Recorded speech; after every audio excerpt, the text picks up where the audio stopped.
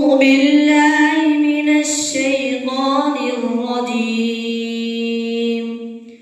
بسم الله الرحمن الرحيم. يوصيكم الله في أولادكم للذكر مثل حظ الأنثيين،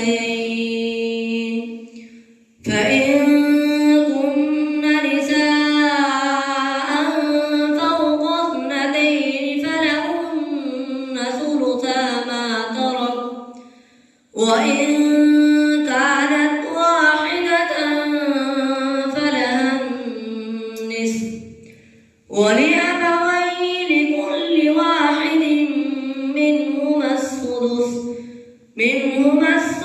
مما ترك إن كان له ولد، فإن لم يكن له ولد وورثه أبواه فلأمه الثلث، فإن كان له إخوة فلأمه السدس من بعد وصية يوصي بها أو دين. آباؤكم وأبناؤكم لا تدرون أيهم أقرب لكم نفعا، فريضة من الله، إن الله كان عليما حكيما. ولكم نصف ما ترك أزواجكم إن لم يكن لهن ولد، فإن كان لهن ولد فلكم الربع مما تركن من بعد وصية يوصين بها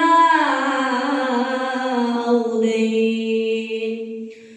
ولهن الربع مما تركتم إن لم يكن لكم ولد، فإن كان لكم ولد فلهن الثمن مما تركتم من بعد وصية توصون بها أو دين. وإن كان رجل يورث كلالة أم امرأة وله أخ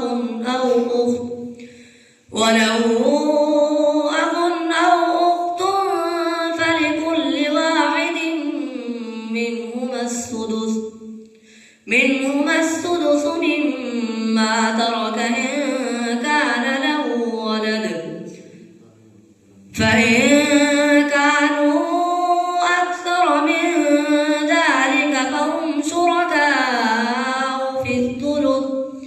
فهم شركاء في الثلث من بعد وصية يوصى بها أو دين، غير مضار، وصية من الله، والله عليم حليم. تلك حدود الله، ومن يطع الله ورسوله يدخله جنات